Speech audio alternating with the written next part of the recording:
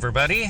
I am Norman, and welcome to the 7th episode of the Watch the Road podcast, where I take my trusty microphone and talk to you about watches while I'm commuting to and from Kung Fu. So in this episode, all kinds of craziness happening. Out of the blue, an old online friend of mine, or longtime friend of mine online, reached out to me unexpectedly, and he had a couple watches that he was wanting to know if I would like to have, because he was offloading some stuff and he's not really into watches, but had a couple of them.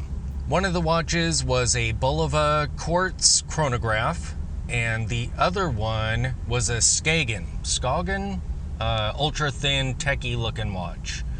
And of course, yes, anytime someone's going to offer me a watch, I will say yes, unless they're expensive or whatever. And it sounded like he wasn't overly interested in making a ton of money from these watches, so I was interested for sure. He sent some pictures, and the chronograph looked great. So did the Skagen, and I hope I'm pronouncing that correctly. The Skagen didn't look like something that I would generally wear a whole lot, but it would look great on the sci-fi shelf because it's really super slim looking and designed to look even skinnier than it is. Of course, both of them are quartz, not just the chronograph. I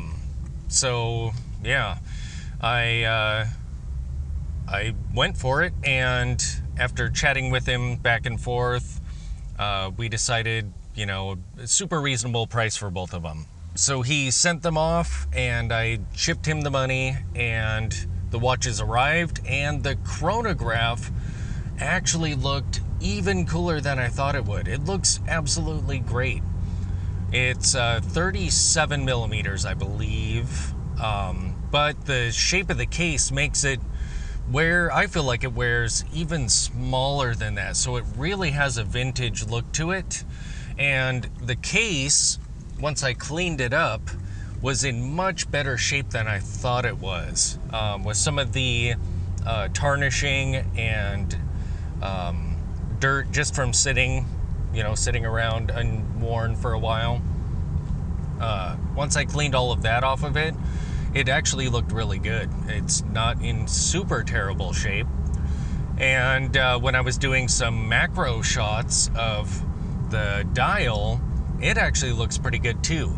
There's one spot that I've noticed where there's kind of a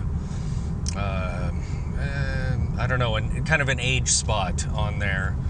And so it's actually the first watch I own that has some signs of age on it, just from time passage, versus dings and scrapes or whatever.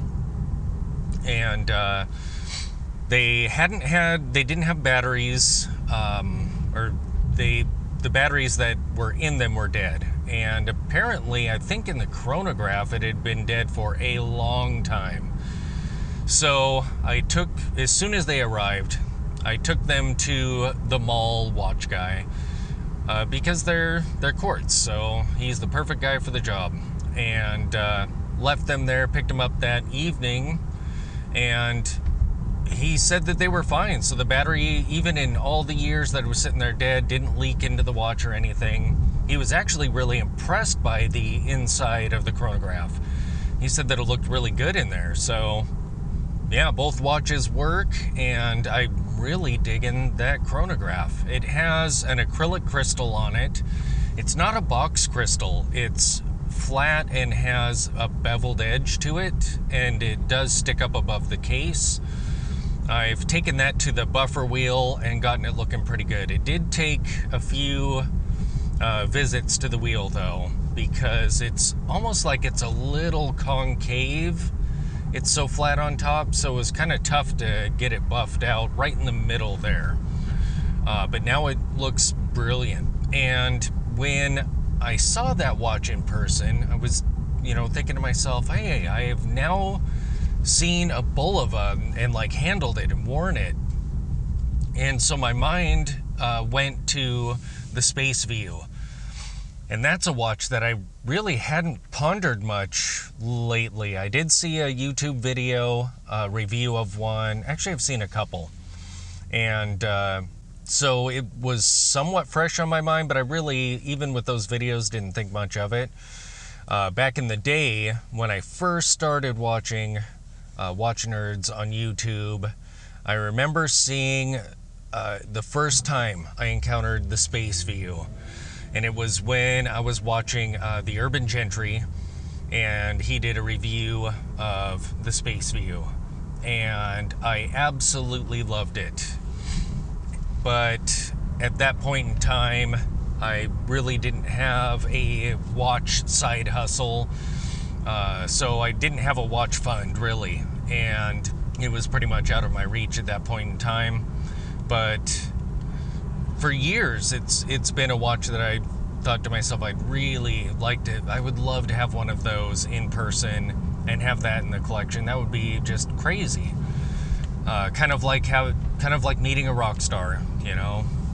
And so after I got the Bulova, it kind of planted a seed, and I was just thinking about the Space View quite a bit. And I made the fatal mistake of going onto eBay and searching for them.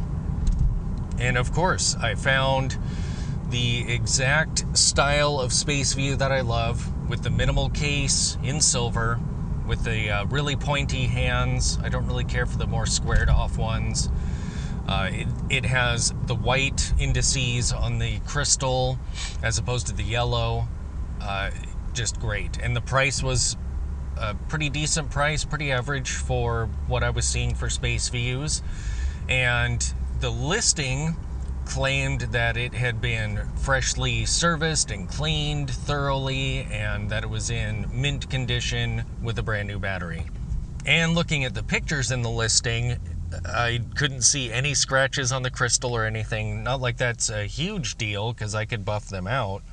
But from what I could tell, it does look pretty new. So I ended up purchasing it.